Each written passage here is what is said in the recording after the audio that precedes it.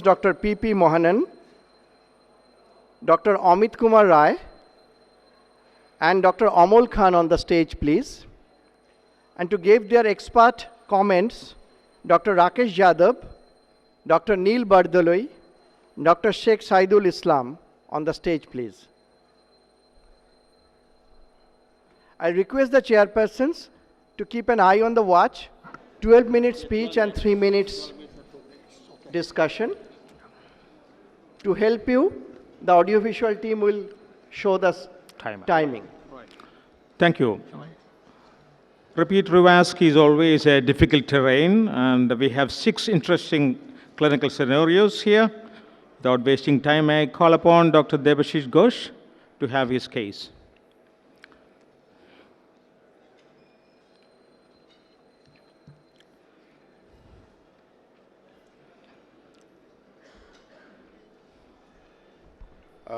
Thank you very much. It's a pleasure to obviously interact with you all. So what we'll talk about is there's a case and a Lima to LAD, and we were always led to believe that it's like the last lines of the Catholic marriage vow, till death do us part. Is it really so? So let us start with a case. 64-year-old gentleman, CABG to Lima to LAD, SVG to RCA and LCX 2 years previously. Risk factors, diabetes, usual Indian risk factors, hypertensive, dyslipidemic. On a fair, decent amount of medicine, maybe not ideal up to the current recommendation. And he has a 6-month history now of classical class 3 angina. Obviously, we tried to assess him non-invasively first. And this is basically a stress myoview scan, which shows there's a clear defect on the anterior segment. So if you see, and that is completely reversing in rest. So this is the rest panel, and this is the stress panel. So if you see the defect on the anterior segment, and if you see the other cuts is the same, more or less the same. This is again the stress panel, which shows there's a defect, perfusion defect, which reverses on so it tells us 2 things. One, it is a viable myocardium, and there is ischemia on stress. So this is the angio. And you can clearly see this is the native LAD, which shows that there's a critical block in the proximal LAD. The same thing in the other view. And the RCA is diffusely diseased. And when we did the grafts, the SVG to the OM is patent and flowing reasonably well. We did the RCA SVG, that is also showing reasonable flow, but the problem was this. Obviously, the Lima has not grown. So we proceeded to angioplasty the native vessel, so very simple angioplasty procedure, and we got decent results out of that. So this is the final. So I won't waste a lot of time on the procedure. Now, why did this all happen? We were always led to believe that if you put an Lima to an LAD, it will actually outlive the patient. You know, the patient might die now of a cancer, but the Lima to LAD doesn't fail. Now, is that so? And let us go on to this study, which has come out not recently, in the last 2 years or so.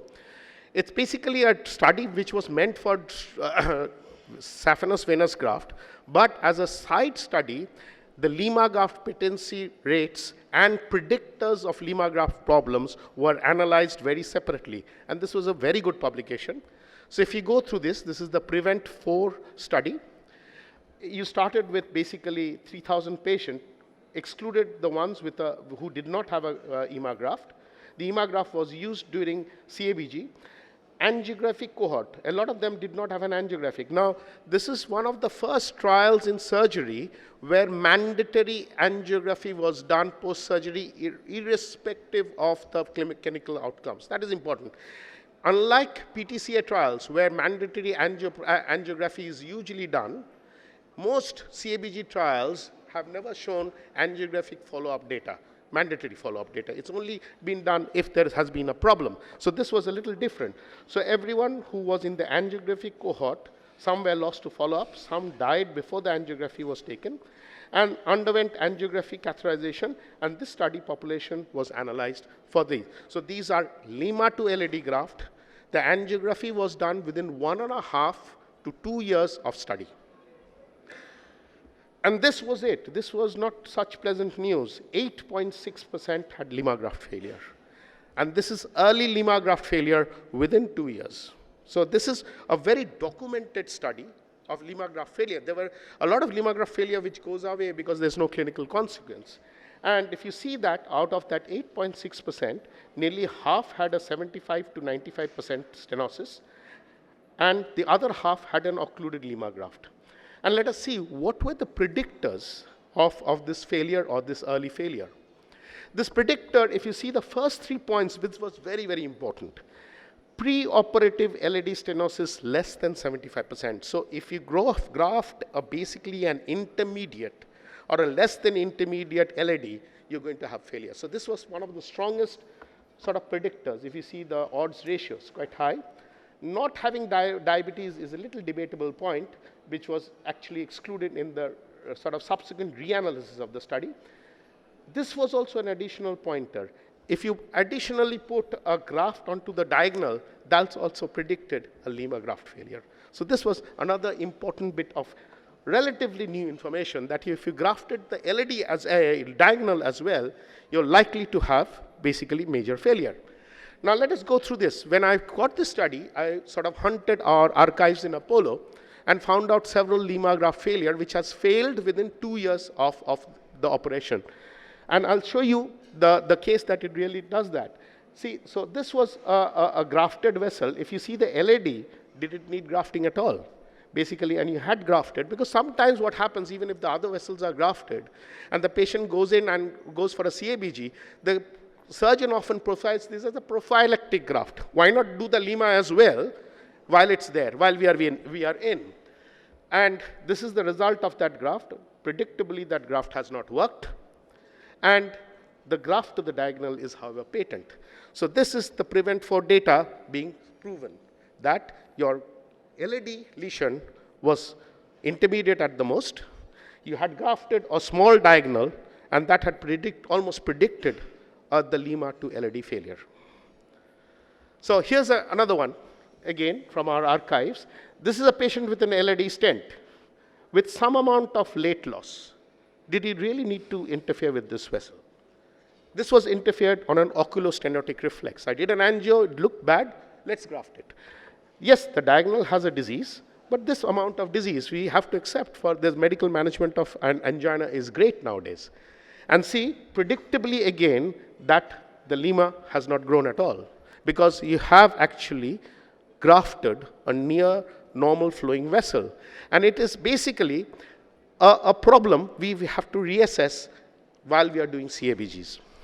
Now, does it have a consequence? Does the closure of a Lima graft has a consequence? This is the same study in the PREVENT-4 study. This is after the angiography.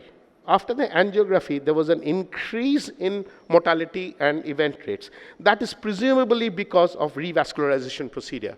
But late-wise, it did not matter whether the Lima graft had failed or did not fail. If you see the late onset, the difference was not. The initial difference was here, because after you found out that the Lima graft had occluded, you retended to do a revascularization procedure, and that probably raised up the event rates.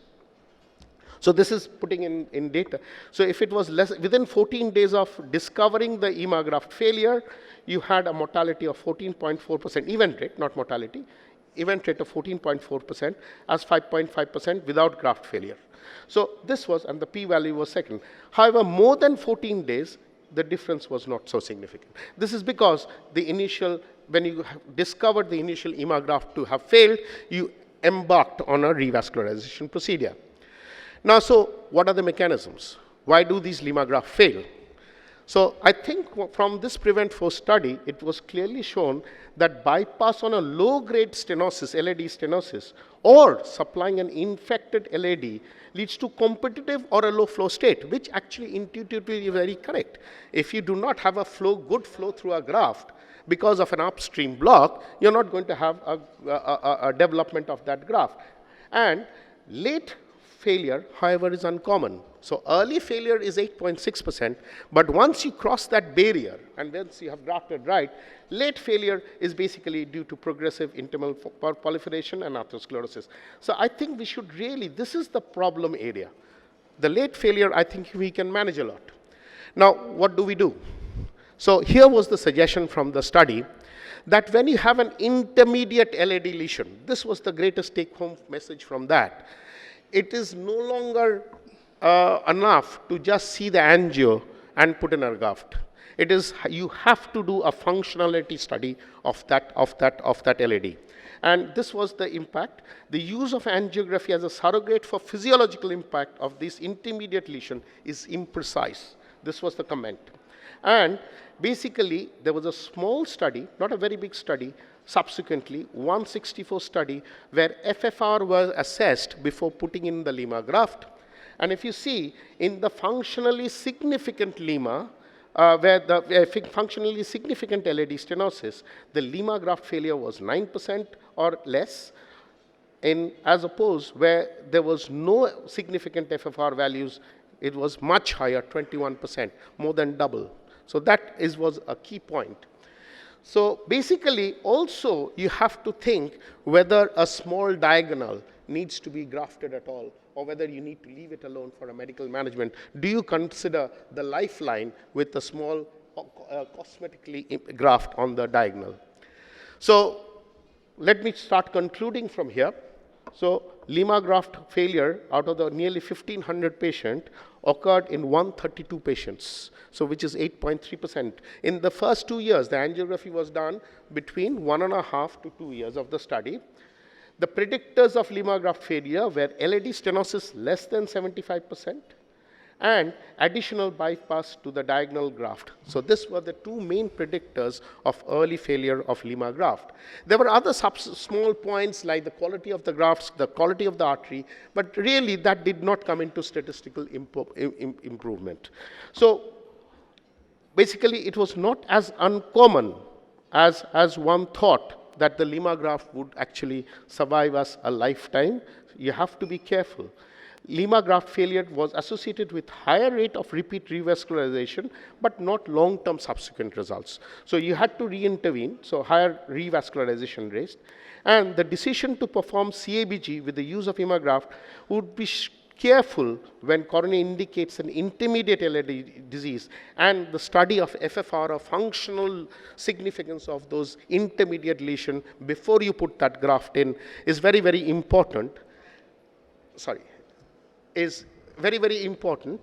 And basically, whether if you have in a multivessel disease, let me be a devil's advocate, if you have an intermediate LAD with the functional FFR is actually normal, and you have other disease, I think it is better to give those multivessel to a PCI group rather than forcefully putting a Lima to an LAD. Thank you very much. Thank you. But you should also know that the surgeon follow a different path. While we looks at 70% as the cut-off point, the surgeons will revascularize even if it is 50%. And they have been doing all these years till your data came, this particular item. So either we have to educate the surgeons or what? Rakesh? I think you have given a very important message, and it was a traditional teaching by our old seniors that if LAD is normal, don't send a patient for CABG until patient is highly symptomatic and optimal medical therapy. And I think you have proven this thing. If LAD is mild, don't put Lima, because you will waste Lima number first, which will be not utilized in a future revascularization. And second important thing, patient will become more symptomatic if the Lima blocks off and there is an LAD mild lesion, which we have seen. So I think it's a very important message which you have given, that don't put graft Lima when it is less than 75%. And all the surgeons put graft on 50%. That is also true, Dr. Mohan. Also, I think I think they have to rethink about grafting small diagonals. Yes. That was an important. The odds ratio was very high, 1.92. The competition from that diagonal graft did not allow the Lima to develop. Even it is true for PCI. Don't touch unnecessary diagonal in bifurcation lesion. We jail the diagonal in so many things, and we have seen that it looks ugly on the angio, but if it's flowing TME3 flow, we traditionally do not touch it. But over the years, if you look at the surgeon's point of view, he was advantageous in total revascularization. That is one of the advantages over the PCI. And if you say we don't want graft to less than 1.2, 1.5 or 2 vessel, we are bringing in a controversy. This is a surgical, mind you, the PREVENT4 is a surgical data. Dr. Mohanan, That was good on that. what Devashish has made a point is very good. But apart from that, and Dr. Jadhav also, that we think that many a times surgeons do not properly mobilize the lima, and there are a lot of branches which leads to steel phenomenon, and that cause to many a times to lima failure. No, they considered that. I have seen several patients that surgeons were reluctant to mobilize this lima properly, and there are more additional branches, and that causes steel and then causing angina later on. That leads And to will be another acute important compromise. issue for this case. That leads Dr. to an Mohan, acute, you less agree than with 40 days. And regarding the diagonal, dealing with the diagonal, either grafting or PCI, we often forget one thing we should always remember, that moderate or small size diagonal doesn't give rise to angina, even if the lesion is 90. Absolutely. Ramesh, you want to comment on anything else? So, absolutely right. I mean, I work with a surgeon who would definitely request for the FFR. If it is a moderate lesion in the LAD, he'll ask me, what is the FFR? So at times we have taken the patient back to do FFR. Now the new study which is going to come out called the ischemia study, and that is FFR guided PCI or even CABG. So those patients, some of them who have no significant FFR will not be allowed into the CABG arm. I think we also need to know that second surgery is a bad news. Absolutely. So we have to go away from the concept, like 45-year-old, you can justify your CABG, but if you add age to that, you cannot justify the CABG as a therapy of option. So younger patient, you have to learn to conserve, maybe it would need a very aggressive For the second procedure. angioplasty, yes. In the next case will be Dr. Soujata Chakraborty, post-PTC, a recurrence of angina, found to have denovulation. You are No, same. so you are the third? Post-PTC, you were? Post-PTC, a recurrence of angina, and found to have de novo. Okay, he is That's in the coming topic. last. Yeah. I think he's. Repeat. Hello. So, yes, sir. So there was a change in the topic. So I'll be talking about once again about failing arterial grafts. So I must say that I am actually indebted to Dr. Ghosh for giving such a nice theoretical background and giving us a nice overview about failing grafts. So I have another case in which the lima graft has failed and the technical challenges that you face. So my patient is a 72-year-old male diabetic. The indication for CABG was chronic stable angina. This was in 2012. Lima was put to the LAD and there were separate SVGs to D1OM and PLV. So unlike this, the prevent for the LAD lesion was actually significant. And like the prevent for, there was a graft in the diagonal. So the patient has now presented to us with recurrent chest discomfort. So thankfully the LV function is normal. So I'll be showing the stress technetium. So actually it showed inducible ischemia in the LAD and L6 territories. So if we look at the angio, you have a pointer? Pointer. So if we can look at this angio, so the distal L6 has a disease. The proximal LAD is still stenosed, and the diagonal graft is showing competitive flow. The venous showing that the venous graft was intact. The OM, one of the OM branches is also showing competitive flow from the venous graft. So this was actually the LAD lesion, the 2-3 lesions one after the other. This is the diagonal one on which the venous graft is attached. So the venous grafts were actually okay. So this is the SVG to the OM, the SVG to the RCA, and this is the SVG to the diagonal. More or less patent flow in all these 3 territories. The lima was atretic actually. So as you can see, this is the lima. It has shrunken a lot. So if we look at this distal L6 lesion, it actually subtends a considerable area of myocardium. The distal RCA lesion was actually a CTO. So we did a stress technetium test. So the stress technetium test was actually showing inducible ischemia both in the LAD and the L6 territories, not in the RCA territory. So that is why these were the two territories which we took up for revascularization.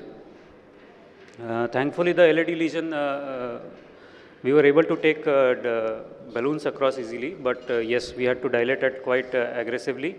So actually, I had to start with 1.5 balloon and then go up to 2.25 balloon. This was dilated to 25 atmospheres before we were able to take the IVUS catheter across. So the distal LAD was showing a diameter of around 3 millimeters. So that's why a 3 into 38 Promos Prime was taken across. This, luckily, the negotiating this stent across was not much of a problem. And this is how the lesion looked after deployment of the stent. So there was lots of calcium as is expected. This is a post-CBG lesion. There was lots of calcium, and you can see some calcium here.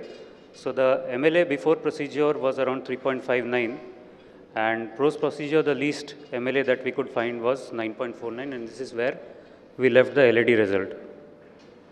So this is how the LAD looks angiographically. Next, we took up the distal L6 lesion, and it is in this case actually that we had trouble. So this is an EBU guide catheter, and we had difficulty taking even the smallest balloons across, and had to resort to balloon anchoring. So this is the wire which has been passed into the OM branch, which is actually supplied by the SVG graft.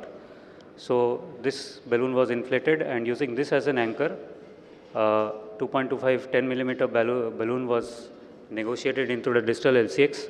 Again, we had to go up to quite considerably high atmospheres to open up this vessel. So even after that, so actually this is interesting, even after that, there was some residual stenosis. This is the stent being taken across distally. Again, you can see this balloon anchor stays in place and helps us to take the stent across. And this is the end result, a reasonable result.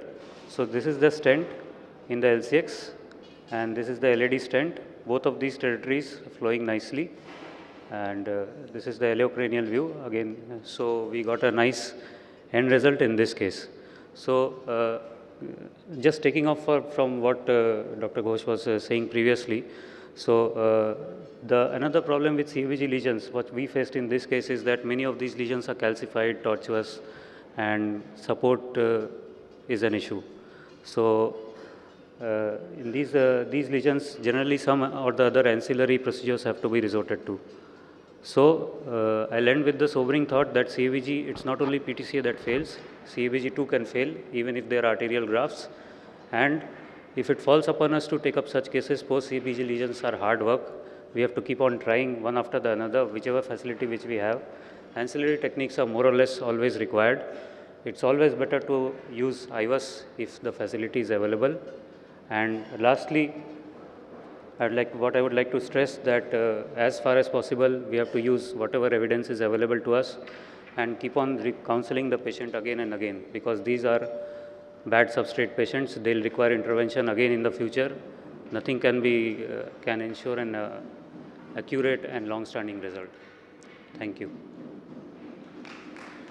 Thank you. I mean, the percentage of even the total occlusions after SCABG. Now, if you look at the percentage of total occlusion that we see, that may be about 18%. But after a bypass, you have about 54% the de novo vessels. That makes the operator's job much more riskier, much more difficult also. Exactly.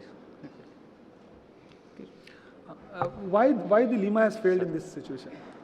You have to comment upon that. If you see the Lima, so what actually, you have seen? So the LAD lesion was actually, I don't have the first angios with me. Probably it will not be very significant. That has been told, because now it is not very tight lesion.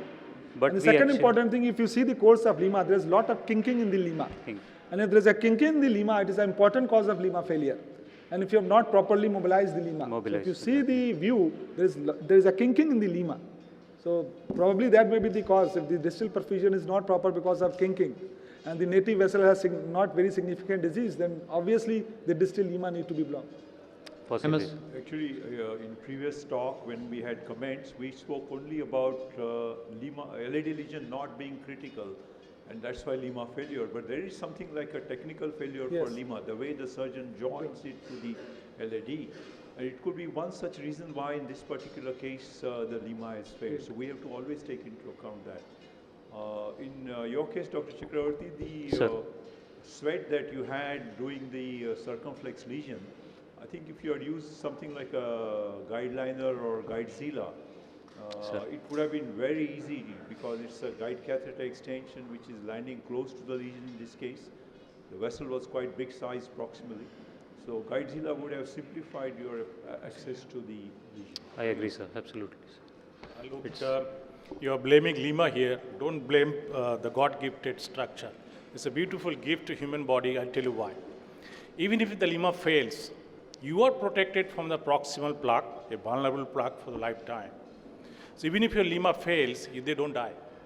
Because the lima, the minimum amount of flow, actually protecting the proximal segment from the shear stress, protecting a vulnerable plaque lifelong. So he may have some angina, but he's not going to die due to ACS. There are a lot of papers on follow-up. They have redone the surgery and they've inspected on intravascular ultrasound. Those plaques are much more stabilized plaques. Okay, so lima, if you nurture it nicely, good. If you do not nurture it, even if it's somewhat working, lima also protecting the proximal side. Newer concept is if you have to put proper number of grafts limited, then you have to do FFR in all vessels. So it might be lima, just one graft, or lima without any venous graft. Did you at any point of time considered a lima intervention in this case? Pardon, sir? The lima? Did you at any point of time consider a lima intervention? A lima intervention? No, no, not at all. Not at all. So should we actually routinely, cardiologists, when you send a patient for CABG, should we routinely give them a lima angio also, so that it can help them to assess and see when they are doing the case, when they're putting a lima graft? That's a standard package. Yeah, I think it's not done all the time. That's why. Yeah. Usually it is the subclavian origin which is need to be seen. Not the lima is usually okay. The subclavian origin sometimes they wanted to see. I just wanted to give a clinical feedback about this patient. This patient has a never angina, all the time exertional fatigability. And earlier there was ECG abnormality, and this time we have not been able to show the ECG. The ECG was normal.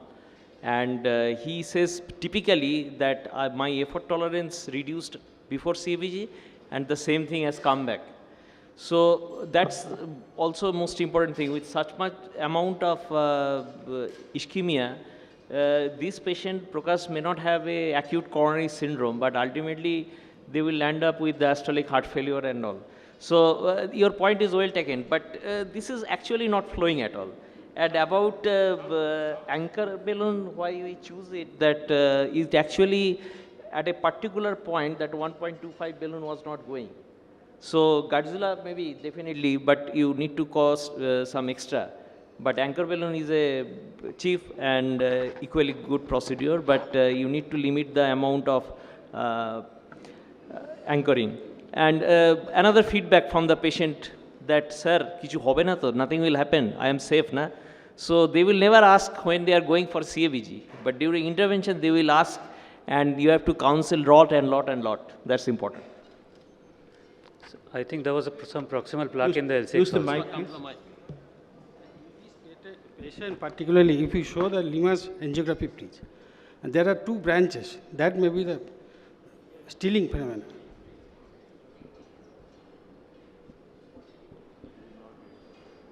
Okay. Yeah, there are two branches. So you have to be very critical about it. So fix it. This one. Please. This one. This. So you show that there are two branches, big branches are going on. That may be the stealing phenomena, and that may be the another region of. So this is the thyrocervical branch actually. Yeah. This is the thyrocervical trunk, and this is the lima. No, both are arising in a common route. No, this is arising from here. This is arising a little differently. No, you are true. If there is a stealing, it will have a high chance. So we should always try to clip all the side branches. And as also, but we should also not forget that the progression of the natty vessel disease is also partly related to the poorer secondary care prophylaxis that we are giving. So we are also at fault. So many of the time the post-CABG patients are not given the standard because many of them are followed by, I will not say it is a derogatory one, by the surgeons. They follow the Right. Thank you. Right. Thank you. Thank you very much, sir. Third one is post-PTCA, recurrence of angina, found to have ISR, instant response. Dr. Dilip Kumar.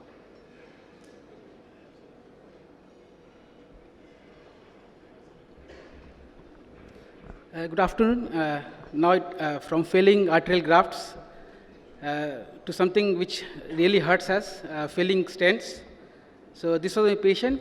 He was a 72-year-old gentleman, presented with effort intolerance class 3. He had an angioplasty to LAD and RCA done in 2006, 11 years back, with juterolimus routing stents, 2 stents in LAD and RCA. He was hypertensive and diabetic. The ejection fraction of the patient was maintained, was 62%, and ECG showed some changes in anterolateral leads. This was the clinical presentation, and when we did the angiogram, we found significant ISR in LAD, and circumflex leads showed some moderate to severe disease as well. The RCA showed minor late loss in the RCA stent. So this gentleman had 11 years post-PTCA, and it showed came with effort intolerance class 3 with significant ISR in LAD and significant disease in circumflex. So the approach, what should be our approach? So we are aware that unlike the BMS, where we get an initial peak of intimal hyperplasia, and then there is a rather regression of the, tissue growth beyond 1 year. In drug-eluting stent, what we get is a continuous proliferation, and which we call late catch-up phenomenon. And there are many phenomenon which is unique and more common in drug-eluting stent implantation, like late stent malposition. There is a new atherosclerosis, which is more common here. So, and other factors like on which restenosis depends. The major factors are stent underexpansion, which we are aware, stent fracture, stent apposition, malapposition, like it can be acute, it can be late, and somehow in recent studies, meta-analysis, they have failed to show a significant correlation with stent malapposition and restenosis. But we do have older reports where stent malapposition have been corroborated with restenosis. That still, you have to apply your clinical judgment and your idea, but better to avoid any stent malapposition. Then there comes nature of occlusion. It is 11 years post-PTCA. We must need to know, is this only tissue in growth, or there is something else like new atherosclerosis? There is some, after new atherosclerosis, there is an acute coronary syndrome like picture we can have. So we need to know the nature of the occlusion, and finally, if we are going to intervene, do we need to change the drug, whether it's juterolimus, whether we need to take another stent with some another drug? This all feature and this all queries can be answered by one investigation, which is IVUS. This was the IVUS picture once we started the intervention. This gentleman, the distal, the LAD was around 3 millimeter. This was the stent, now comes in picture. And from mid to distal part of the stent, we can see there is a ISR, this is a intimal proliferation.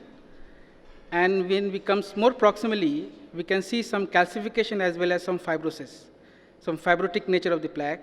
It means there was some neothrosclerosis was also there. You can see here around 8 o'clock to 9 o'clock, 11 o'clock position. There is some calcium. There is some fibrotic nature of the tissue. Here you can see some calcium. So this gentleman had tissue growth, intimal hyperproliferation, as well as new atherosclerosis. And then we can find calcium in the inactive vessel as well. More proximally, you can see the stent margin here. We are coming more proximal. And then we can see some calcium in 1 o'clock, 2 o'clock position. And there is, around 70 degree to 80 degree calcium. When we come more proximal, we got little more calcium here. So this was the picture of the patient from IVUS. This gentleman had a ingrowth of the tissue. there was neurosclerosis, calcified vessel, and then we had to plan our strategy. So initially we took a NC balloon to dilate it. It is a 2 into 10, then upsized with 3 into 10 millimeter NC balloon. And then finally, when the tissue was not cracking up, proximally, when there is calcium, we had to use flextome. We didn't use rota, although rota can also be used. Why we didn't use rota is a very valid question.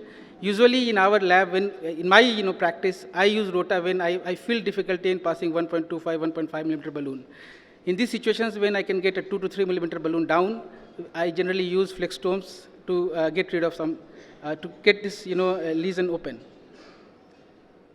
And finally, we could place, this was the lesion, look of the vessel after angiographic picture after the stent, cutting balloon. And then finally, we deployed a everolimus eluting stent, 3 into 38 millimeter, post-dilated. And this was the final picture. So had we not, if we had not done the IVAS, we would not have been clear about the tissue, what all was going inside, and this was the IVAS post-stenting.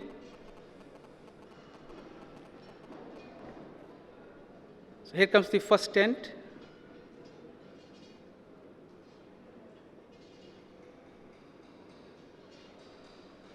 And then we could appreciate 2 layers of stent here. So it was well placed, good stent, good area we got, and this was around 13.29 stent cross-section area minimal, and before it was 3.2 millimeter square. So this is how it was done. So the message is, and from this case, IVAS is an integral part in managing ISR, especially when we are dealing with like patients where ISR patient is coming after 5 years or 6 years, what's the problem inside, and because it can explore the possible reasons of recurrence, and it can guide us in our further approach of the management of the patient. Thank you very much. Thank you. Though there are no comparative data, but the OCT also seems to be very good in imaging, especially the DES ISR. What's your comment on that? Yes. Definitely OCT gives you a better picture of intima and something like virtual histology, but IVAS has got benefit in giving you entire thickness and you can see the calcium well and medial and adventitial calcium well, so you can plan a little better. But definitely when we see stent and intimal part, OCT is the gold standard. Would you have considered a drug-coated balloon instead of a drug-eluting stent? Correct, sir. Very valid question. Since we got here some evidence of neoatherosclerosis, there was a fibrotic plaque, there was calcium, so there is no point of drug-eluting balloon here. Had it been only a tissue in growth, a drug-eluting balloon would have been nice, sir. Thank you. Very good question, sir. It is true, it is a very good case done, but I am not in support of that every ISR should have an IVAS done. And now there is a consensus among very senior cardiologists that visual impression is, until you have an academic discussion about the lesions and everything, but for clinical routine, a visual impression, if you have done a very good visual impression and everything is fine, I think long-term outcome in some studies has not shown to be very different with IVAS and without IVAS. So, I think when we are doing ISR for a recently placed stent, say 1 year old or recent occlusion, then IVAS becomes extremely useful because you want to know whether the stent has expanded well or not. Here, I think the gap was almost 10 years, right? So obviously the stent has worked well 10 years, and this is a pakka neoatherosclerosis. So I don't think we are finding faults with the stent, but it's a natural process which has brought the patient back. So in these kind of cases where the length of the ISR is 10 years, I think IVAS probably will have a lesser role, but I would entirely agree that recently occluded, recently placed stent, now ISR, I would always use IVAS to sort of find out. But I agree with Rakesh, this is an old stent, so the first gentleman has done a good job, expanded well, and so on. It's not an under-deployment as a reason for ISR. Definitely. Dilip, the stent has reached saturation, the wire has reached saturation, the guide has reached saturation. But one thing has not change the balloon technology. Now we have the OPN balloon or double layered balloon where you can go up to 48 atmosphere. You need not use a Flexstorm or a bulky balloon. So OPN is another tool in this kind of reason. I fully agree you must do IVAS, but IVAS is much more important after the stent, because now you want to put a stent in a calcified lesions and a long stent on the stent, you want to have good apposition. Partly it was new atherosclerosis in the center of the stent. Outside the stent is not a new atherosclerosis, it's atherosclerosis. So dealing with both atherosclerosis and new atherosclerosis. There is a recent publication, this is called MACE data from Samin Sharma published in CRT 2017, where 350 patients has been taken or severely calcified lesions. Only 30% require rotablation. 70% they could manage with visual impression, as I have mentioned, and cutting balloon and just balloon angioplasty.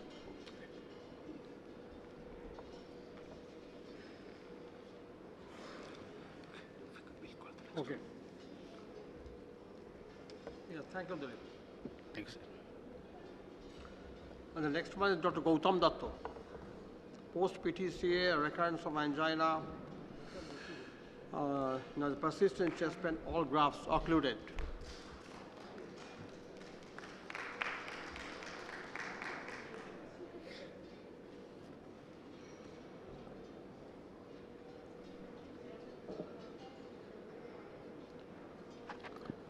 Good afternoon, everybody.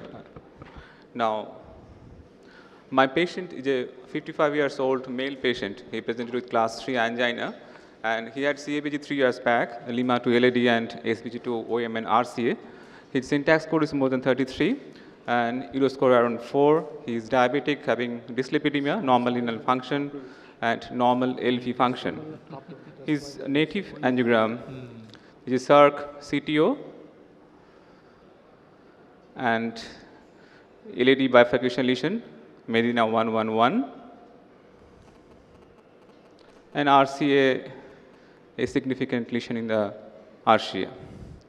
So what we expect 3 years down the line is flowing venous graft to PD, flowing graft to OM, nice Lima to LAD with normal subclavian. But in reality, what happened in my patient is this atretic Lima, normal subclavian, totally occluded graft to OM, and I find difficult to find the graft to RCA. Possibly here it is, and this is flash occlusion of the venous graft to RCA. Now, if you look at this Denmark heart registry data published just this year in CCI, they have shown that 60% of the patient may present with only stable angina, and if you look at the CABG data, around 77% patient they got incomplete revascularization in contrary to our belief, and 70% of them they remain on the medical therapy only, and 30% go for some form of intervention. This is the PREVENT-4 data, what Dr. Ghosh has already described. This is the PREVENT-4 venous data, the venous graft. Occlusion rate is around 30% in 3 years. And they have predicted the predictors of graft patency after venous grafting. If the number of proximal anesthesia is more than 2, operation time, the bypass time, the cross-clamp time, the vein preservation temperature, and the cross-clamp technique, as well as the vessel diameter, if it is less than 1.5 millimeter, the source of vein, be it thigh, be it calf, be it the greater or the lesser superficial femoral vein, single or sequential vein graft, and the type of artery grafted. And this is PREVENT-4 the Lima to LAD data, what he has already described. The 3 important predictors of graft failure is same. The preoperative stenosis less than 75%, diabetes or not, and additional bypass graft to the diagonal. So this is the 40 years of angioplasty, and what he had said is a different kind of disease that may explain the high incidence of recurrence in graft stenosis. His first 50 patients of graft angioplasty, 60% they came back with recurrence. So what should you do? These are the options available to me. This is optimal medical therapy, reduce CABG, graft angioplasty, some form of hybrid revascularization or incomplete revascularization. So for surgeons, naturally they declined for doing the redo CABG. I had no option, no other option but going for the native vessel angioplasty. For LED, from the very beginning, it's a two-stent strategy because the diameter of the diagonal was more than 2.5 millimeter. The osteal disease extending more than 5 millimeter, and it has a large distribution territory. And for strategy, it's of course the double kiss and double cross. And should we open up the SARC CTO? Is it beneficial? This is the data published this month only in JACC intervention, where they have shown that if you open up the CTO, it not only improves the survival, it also increases the, LV function as well as reduces the your arrhythmic burden. So this is for the RC angioplastic, radial route, 6 French GL guide catheter, cross the lesion, stented, 3.5 by 24 drug-eluting stent, and this is STEMI 3 flow. For left, again, 7 French sheathless guide catheter. First, I took up the SERC, tried to cross the lesion which run through intermediate, didn't succeed. Then I take Gaia 2, didn't succeed. I must say these are my 2 bad choices of guide wire. And finally, I could cross the lesion with Filter XT, Filter XTR. Gradually upsize the balloon from 1.5 to 2.5 to prepare the bed, and stented by 2 drug-eluting stent. I'll show the results later. Then for LED, 2 wire, then stented 2.75 by 15 drug-eluting stent. Then first crush, then kiss, then 2 consecutive drug-eluting stent.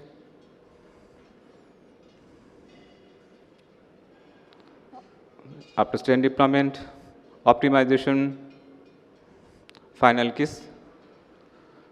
Then I did the IVUS. Some parts are well opposed, some are not. Then I again had to revisit all the lesions, again post-dilated, and this is the final picture. LED and diagonal TME 3 flow, no complication, and this is SARC flowing nicely. Patient is almost a year in follow-up, doing the medical follow-up, and he is doing reasonably well. Thank you for your kind attention.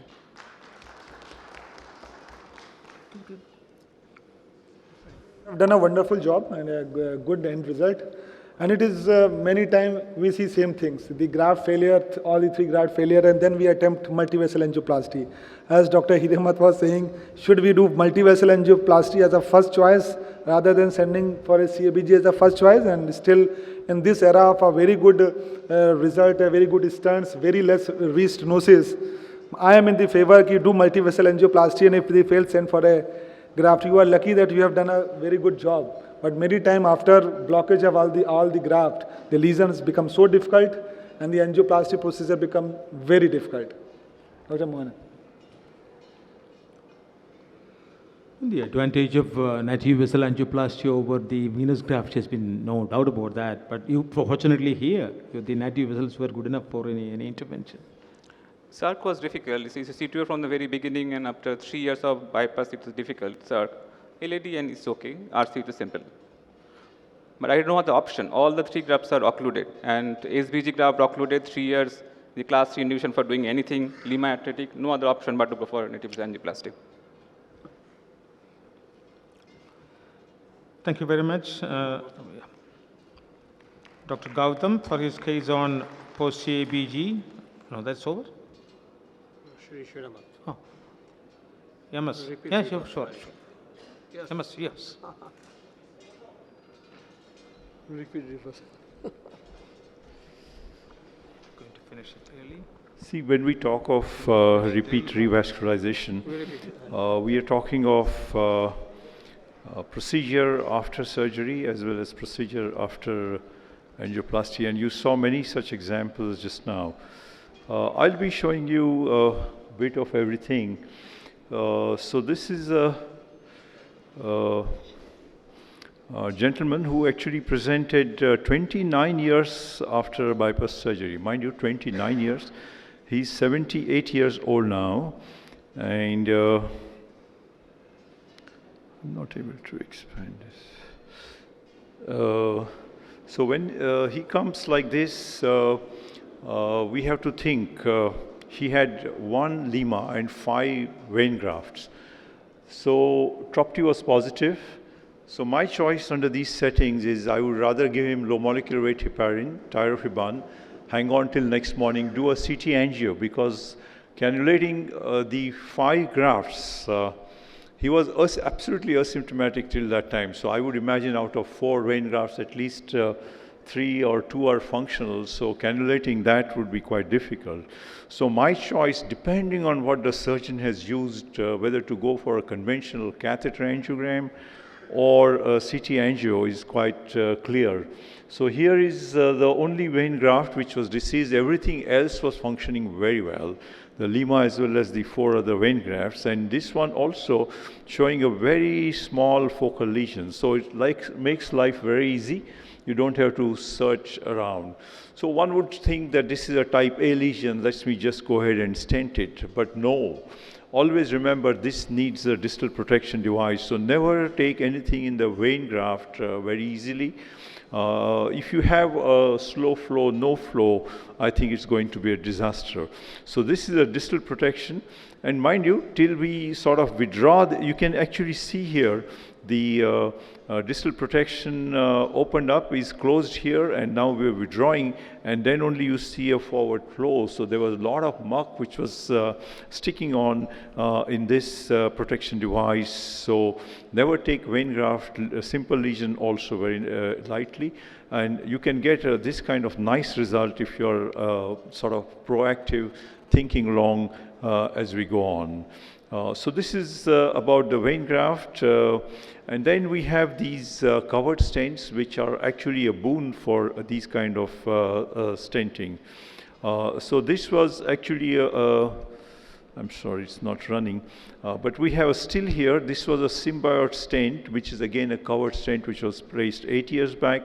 Now the patient has come with a fresh lesion here. And these are the olden days where we had better, like M-Guard is not available, covered stent is not available today. So we have now an M-Guard stent, which is again a covered stent placed here. So covered stents are absolutely a strong requirement if you can have them for vein graft. Now, how the surgeon can dream the previous night and what kind of graft the patient would get is everybody's sort of fancy. And we actually call this as a man-made left main. See how the surgeon has joined, this is one vein graft to which he has joined another one, creating God's left main kind of lesion. And as luck would have it, there was a stenosis very critical at this point, which we had to treat like a left main bifurcation, ending up with this kind of result and good flow in either side. So when we are handling a surgical procedure with an intervention, be prepared for everything that comes to you, that is possible. Again, this is not moving, but this was a vein graft which was totally occluded. We are all told that stay away from a totally occluded vein graft. But this gentleman was, despite 5-6 days, had aggressive medical therapy, and he was getting intense pain. So what we have done here is actually on a balloon support, we got the whole guide catheter deep into the vein graft and sucked out all the thrombus, and finally we had extremely nice flow in the vein graft. So it's not that all vein grafts have to be left alone once they are occluded. There could be recent occlusion which we may be able to address. Now this is the kind of lesion. This is the way the surgeon has stented. This is all arterial graft. I'm quite proud that my city and my center, they have been doing sort of 95% all arterial grafts for almost 15 years now. And this is a lima which is actually joined to diagonal and LAD, which is functioning well. This was Rima joined in a Y fashion. And 10 years later, when we are studying him, see only this portion of the vein of the artery graft is functioning. This part of the Y is not functioning, and the second portion from OM2 to right is not functioning. So this actually sets you thinking as what can be done. So we can open this lima to left main to OM1, which would improve flow to the OM1 and through the grafted portion to OM2.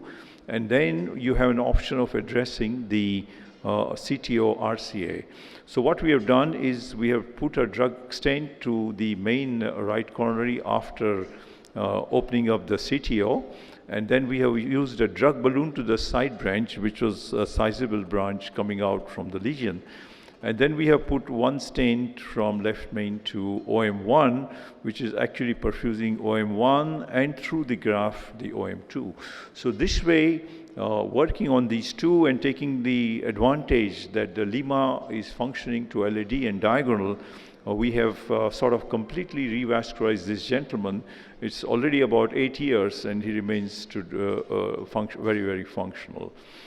And this is what can happen to your lima. This is actually nobody's fault. I mean, we all believe that when lima something goes wrong with lima, it's either the technical fault at the suture line or it's the native vessel is not significant. But this is after 8 years, just as any other vessel can sort of get diseased, lima has got diseased. So, Mohan, your kind of question, do we address the lima or we address something else? So this was too long a disease in the lima, so we said we'll not do that. So this is actually a flush occlusion of the LAD, but after 8 years, we are able to open this to get a nice result. So always, whenever you have an option of addressing the graft versus the native vessels, always go for the native vessel. This is going to be a longer lasting compared to the way you address the vein graft or an arterial graft. So in this case, we stayed away from the diseased lima and we're addressing the LAD. Now this is something which is very interesting. This patient had a Y, lima Y, and all artery graft was given, but in addition, this is a vein graft which was given to the distal LAD because the lima quality the surgeon felt was not very good. So it was placed very distally on the disease. Unfortunately, the Y has got completely blocked, so there is no arterial flow to this patient, and this is the only flow that we have to the LAD. Now looking back, I don't find too much surgery in this, so I would have actually challenged why the patient was sent for surgery in these kind of cases.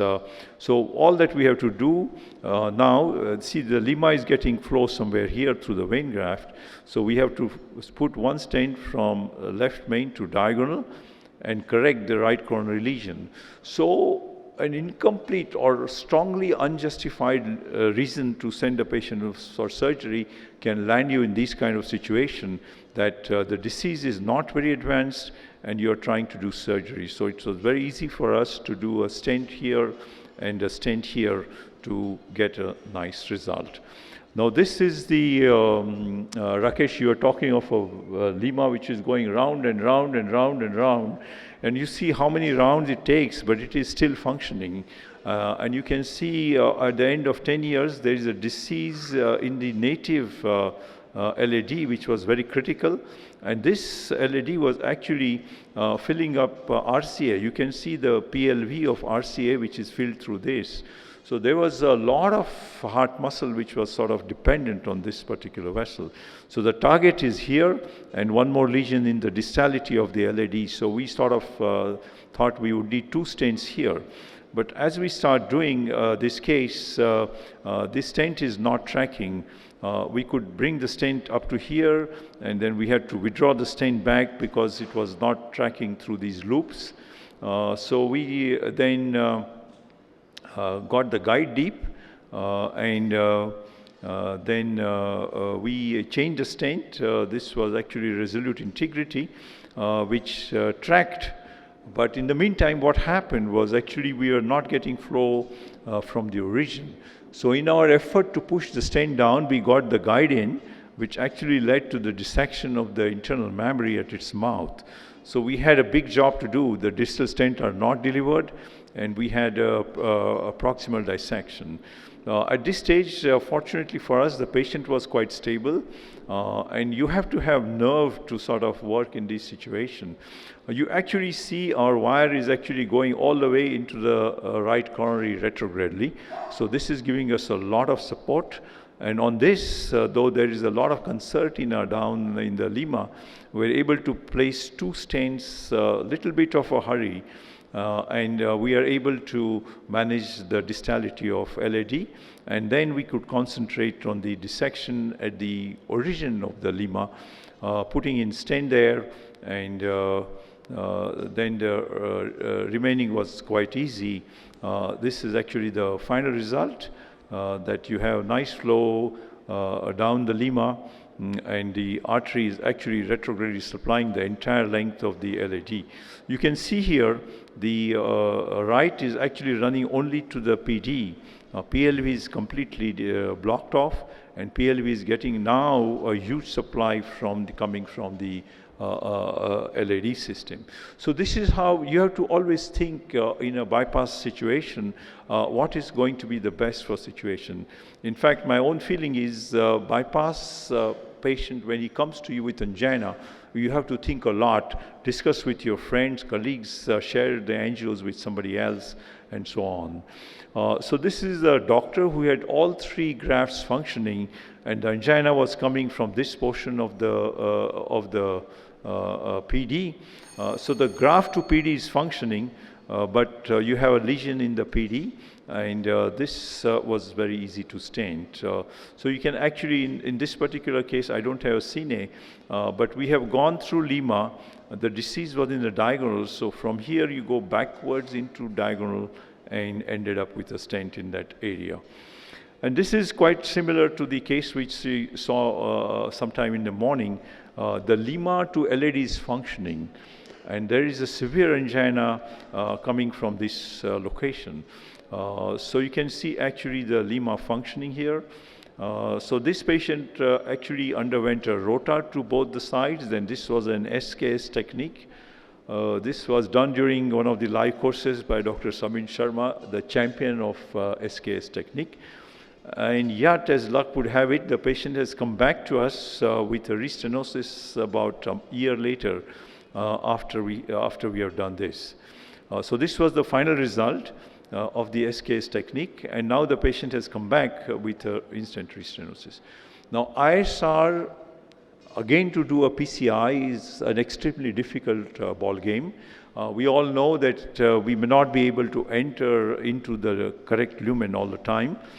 So we thought we'll do a repeat surgery.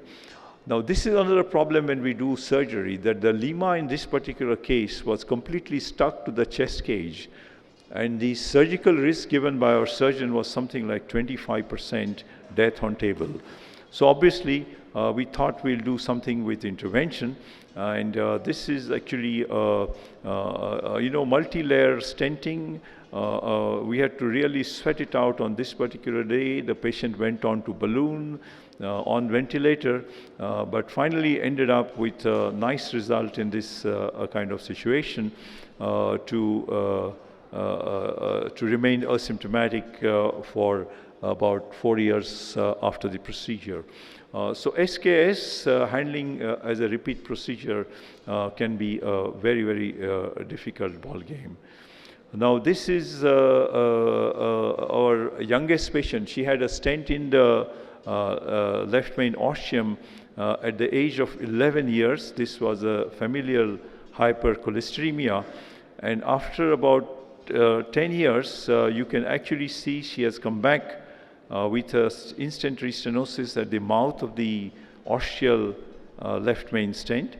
And also, she has an additional lesion in the ostium of the right coronary artery. So what we did is, this was her old stent at the age 11. This was also her old stent at age 11. At age 25, now we have to address this ISR and fresh lesion at the mouth of the right coronary artery. So we did that to get perfect result on the ostium of the left main, and also the ostium of the LAD. This one was done with absorb The left one was done with a conventional DES. Now, this was actually a V-stent. Now, I'm talking to you about revascularization after a stent revascularization. Now, this one, we thought the left main was very good, and we could do a V-stenting at this side. So this was our end result after doing the V-stent. How much time I have? Or I'm over time now? Yeah. Okay, I'll just take this as maybe one last case and I'll stop. I'll skip this case. So this is my very favorite case to say. At age 28, we have done a right coronary stenting. At age 42, he has come to us with this kind of lesion, a critical disease here. But mind you, there is an aneurysm in this segment. So these are the days where covered stents were available, not like today. So what we have done is put a covered stent which is actually stretching from the origin of the circumflex going up to the origin of diagonal. So we had to be very precise. You know, covered stent could have blocked the diagonal, could have blocked the circumflex, but we just about managed to preserve a flow in both these. So this is how it is done. 2.5 years later, he has now come with ISR to the covered stent, which was actually extending into the mouth of the circumflex stent. The aneurysm is gone. So covered stent has done its job as far as the aneurysm goes, but there is a critical ISR at this site, not difficult at all. Patient is now has moved from 28 years of age to 49 years of age, has had 3 angioplasties, but small price. I think 21 years and 3 angioplasties, and all his vessels are quite clean. So friends, let me conclude by saying that whenever you have a younger patient, always think, imagine another 30, 40 years of life ahead of him. So whatever you can revascularize with PCI, I think that should be our first choice. I'm not against surgeon, but I think cardiologist relation with surgeon is one very funny relation. Like I have a referring doctor, I'm always going to be extra friendly to him, but I can't say the same way the surgeons think about all the cardiologists. Thank you indeed for your attention. Big round of applause to that array of very complex interventions. Thank you very much. Thank you. Only one thing about the SPG grafting, even though we say that the digital protection device is a class 1 indication, even in the CAT PCI registry, the usage was 27%. So, of course, one has to use it, but I would use it because, see, once you run into a no-flow phenomenon, it's a disaster. You're struggling for the next 1 hour and ultimately end up with, I mean, you'll open the vessel, but all the microcirculation is clogged and you would have not a happy news. So how frequently do you use debulking for the ostial venous grafts? Suppose the whole graft is blocked or the ostium is blocked. No. Do you consider Vein graft? Venous grafts. Oh, no, I think debulking in the sense you would use Rota something like rota and all. No. Rota is never for vein graft. I think one should never think of rota because the material that you get in, it's a muck. It's a lot like thrombus and less like true. There is a difficulty in getting into the vein graft from the ostium. Then I think you have to use some kind of different catheters. The ostial relation of the vein graft to the aorta is always very strange. The surgeon would put it any way he wants. And you have to keep searching. But I think most of the time, my choice for vein graft going to the right is multi-purpose. All other vein grafts I would candidly relate with JR or an M+. JR mostly. Thank you indeed. If there are no questions. Okay. Thank you. The last. And let's read the collage Dr. Bikash Majumdar. Repeats revascularization again. I hear some 5 cases in series. Good afternoon, Chairperson. This is a very simple case, and just one case I'm going to show. And this is just to emphasize that how quickly after surgery there can be a problem with the graft, and that has been sorted with an angioplasty. That's the message that I would like to give in this very simple case. It's about 4 years ago, in my clinic, I met a 77-year-old gentleman. He was accompanied by his daughter. This gentleman came with a CD and a scar in his chest. He had a bypass operation just a month ago in another hospital. And the history was that in spite of having a surgery, he's still getting the symptoms that he used to get before the surgery. So he's not quite got well after the surgery. He's still complaining of chest pain, and literally, while he was walking in my chamber, he was panting for breath. And I looked at the notes and saw that this gentleman had 2 grafts, one Lima to the LAD and one SVG to the RCA PDA. And as we all often say that Lima is immortal, I didn't think that there will be any problem with the Lima. But this guy was very symptomatic, even within a month of having a surgery. So background-wise, there is no history of diabetes mellitus. There was a past history of smoking and hypercholesteremia. On examination, he was hemodynamically stable. His heart sounds was normal. And ECG did show sinus bradycardia with right bundle branch block. We did an echo. There was an evidence of LV dysfunction with hypokinetic inferior wall and anterior septal wall. Looking at his symptoms, I straightway decided to do an angiogram rather than going for a non-invasive study. You could say that you're 77, couldn't do a treadmill, or I could think of a pharmacological myocardial perfusion scan, stress myocardial perfusion scan. But nevertheless, as his symptom was very classic, I decided to do an angiogram. And in the angiogram, you can see that his LAD was completely occluded. His right coronary artery was also completely occluded. It's his native artery. The circumflex was relatively good, with one OM had some minor disease. And the Lima to the LAD was fine with good distal runoff. And then I looked at the SVG to the RCA, and you see there is a definite stenosis in the middle of the saphenous vein graft with poor flow distally. So obviously this is the problem, and this gentleman just had a bypass surgery a month ago. So it's a very recent bypass surgery and still having a problem with the vein graft. So I decided to go for a PTCA in this particular vein graft. So we went through the right femoral approach and took a 6-French sheath with an AR1 guide, and then put a BMW wear, and then I took a small balloon. It's a 1.5 into 10 balloon, dilated it. And of course, in this small vein graft, I didn't think about putting any filter wear or anything like that, but because particularly this is not a degenerative one, this is just the few days old vein graft, so there is no point of putting a filter wear, and even trying to think about it.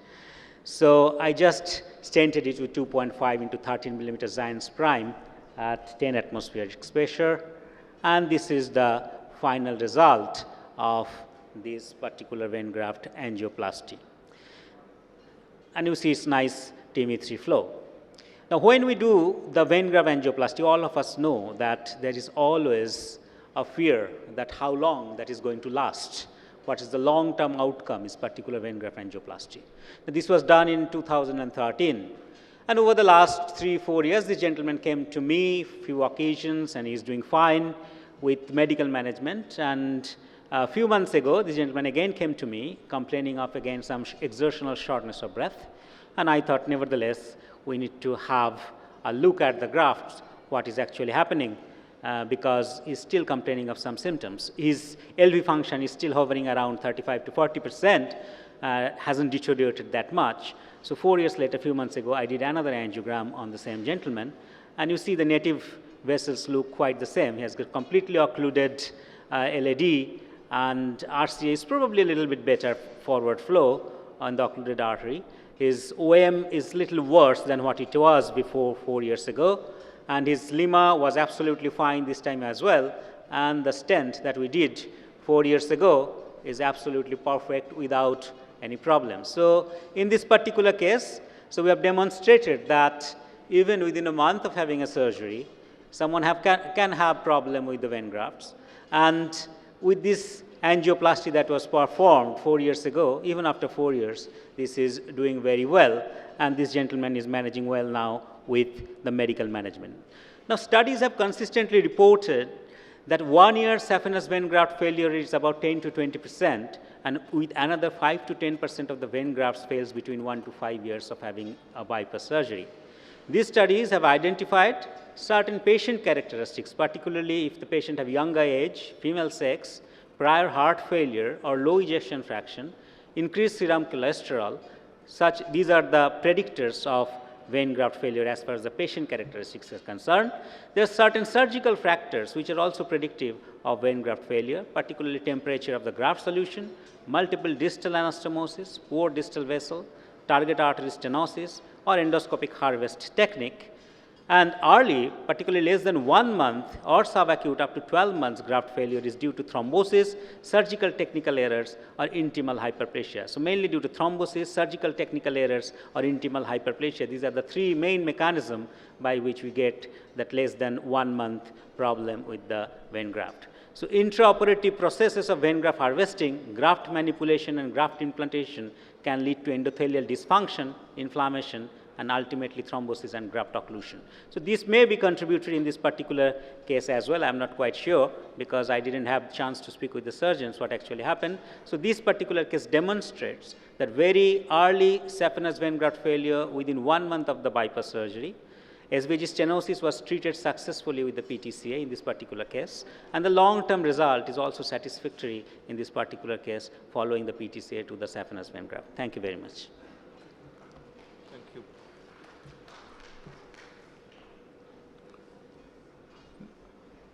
Have you at any time thought whether you could tackle the native RCA?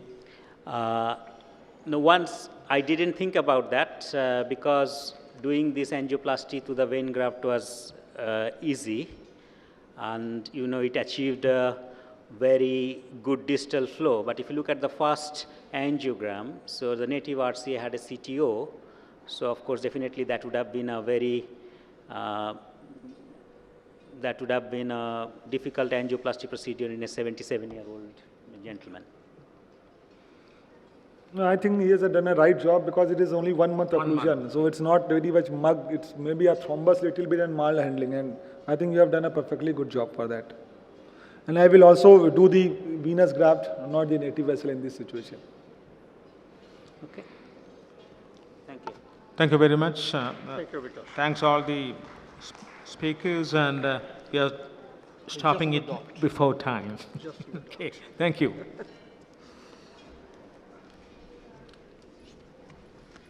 Thank you. It's good that we have finished before time because this is a session on transcatheter aortic valve replacement, and after that we have a lot of CD presentations, so we'll have some time.